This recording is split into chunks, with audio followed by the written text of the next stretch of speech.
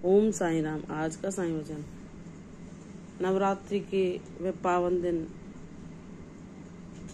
हमारे जीवन में उनकी शुरुआत हो चुकी है, जिनमें बाबा हमें आदि शक्ति माँ भवानी के रूप में आशीर्वाद देने के लिए आते हैं और हमें सिखाते हैं कि तुम अबला नहीं हो, तुम सशक्त बनो, तुम हर समझदारी और धैर्य से हर समस्या का सामना करो, हर तूफान से लड़ो, हिम्मत न हारो।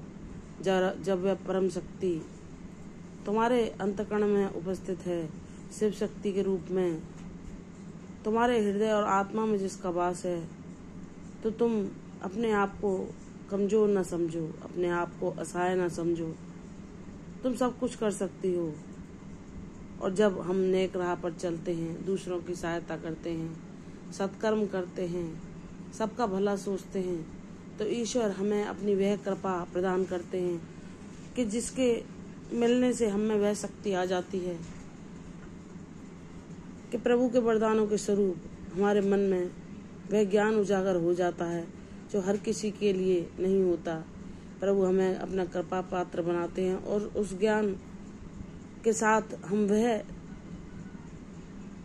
सृजन करते हैं जो कि अद्भुत होता है, क्योंकि वह कृपा प्रभु की ही होती है जो हमें अनमोल बना देती है। जैसे श्री कृष्ण भगवान ने जब अर्जुन का साथ दिया तो उसे अभिमान हुआ कि मैं मुझ जैसा धनुर्धर इस संसार में नहीं, लेकिन एक अवसर पर जब प्रभु ने उसके अभिमान को हरना चाहा तो हनुमान जी उनसे मिले और उन्हें बताया कि इस समुद्र के ऊपर ही प्रभु ने वह राम सेतु बनाया था, जिस पर चढ़कर सभी लंका पहुंचे, जिसमें नल नील ने उनकी मदद की थी। तो अर्जुन ने बड़े गर्व से कहा कि प्रभु तो स्वयं भगवान थे। जब उन्होंने राम रूप में अवतार धारण किया तो क्या वह स्वयं अपने बाणों से उस सेतु का निर्माण नहीं कर सकते थे जिस पर चढ़कर लंका तक पहुंचा जा सकता था? तो हनुमान जी उनके हृदय की बात जान गए और समझ गए कि इनके हृदय में अभिमान ने घर कर लिया है, जो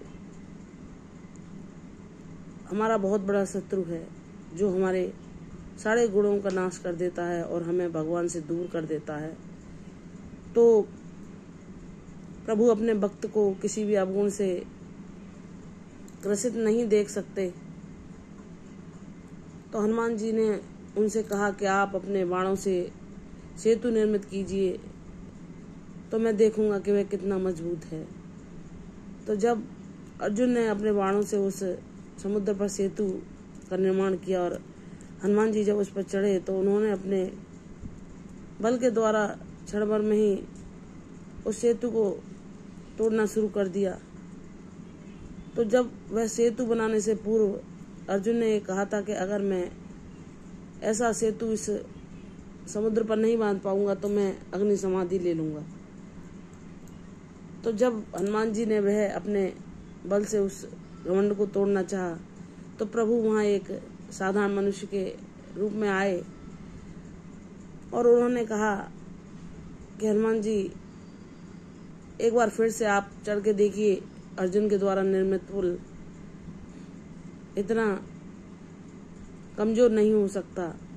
और प्रभु ने अपने भक्त को सहारा देने के लिए कि वह अग्नि समाधि ना ले, उस पुल के नीचे अपने चक्र को स्थापित कर दिया, जिसके बल से जब हनुमान जी उस पर चढ़े और उस पर अपना बल लगाया तो उनने प्रभु का चक्र वहां देखा तो वह नतमस्तक हो गए और समझ गए प्रभु की लीला को कि वे अपने भक्त की रक्षा करना चाहते हैं।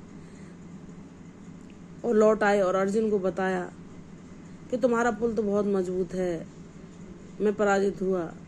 लेकिन उसी क्षण नारद जी ने आकर अर्जुन को ज्ञात कराया कि यह सब प्रभु की लीला है और तुम्हारे अभिमान को हरने के लिए ही यह रचित किया गया था।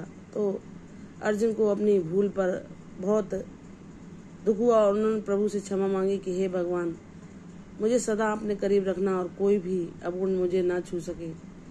तो प्रभु ने कहा कि मेरे बच्चे अगर गलत राह पर जाते हैं और भूल करते हैं तो सदैव मैं उनका हाथ पकड़कर उन्हें उस भूल से बचा लेता हूँ, उनकी सदैव रक्षा करता हूँ। वही श्री कृष्ण हमारे बाबा हैं जो हमें अवगुणों से रहित रखते हैं। किसी भी अवगुण को हमारे चरित्र में शामिल नहीं होने देते। अगर हम भूलवश गलत मार्ग पर जाते हैं, हमारा ये मन हमें भटकाता है, तो प्रभु का नाम जाप सबसे सच्चा सहारा है जो हमें प्रभु के पास ले आता है और उन अवगुणों से मुक्ति दिलाता है। इसलिए सदैव प्रभु का स्मरण करता रहना चाहिए। वही हमारे भोले बाबा हैं, वही आदिशक्ति माँ भवानी जो हर पल हमें प्रेम दुलार पहुंचाते हैं, हमारी रक्षा करते हैं, हमारा पालन पोषण करते हैं। उन्हीं में सारे स्वरूपों का आदिशक्ति माँ भवानी का रूप का दर्शन करते हुए उनसे ही सदैव सहायता मांगनी चाहिए। जिसको वह सहारा दे देते हैं कभी उसको अन्य सहारे की आवश्यकता नहीं पड़ती और इस संसार में उसकी सर्वत्र विजय होती है। वह सारी सिद्धियों को पा लेता है, वह सब सुखों को भगवान की कृपा से उसे सब मिल जाते हैं, लेकिन कभी भी उसे उनका गलत उपयोग नहीं करना चाहिए। अपने धन को भी सदैव सदुपयोग करके दूसरों की भलाई के निमित्त ही खर्च करना चाहिए। बाबा कहते हैं, मेरी बच्ची, मैं सदैव तेरे साथ रहूंगा, तुझे मार्ग दिखाऊंगा, तुझे सही दिशा दिखाऊंगा और तू अपने जीवन में वह सब हासिल कर लेगी जो हर किसी के लिए संभव नहीं, और तू एक चमकता हुआ हीरा बनकर अपनी चमक से सबको सुख पहुंचाएगी।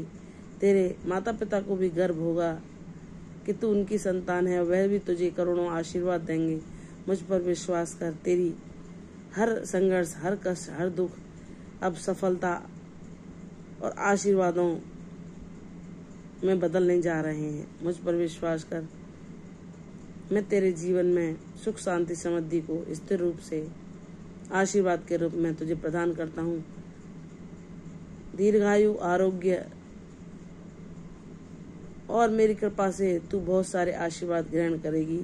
प्रसन्न हो जा, अब तेरे जीवन में सुखों की वर्षा शीघ्र होगी। प्रसन्न रहो, यशस्वी भव, दीर्घायु भव। कल फिर आऊंगी साईं वचन में, तब तक के लिए ओम साईं राम।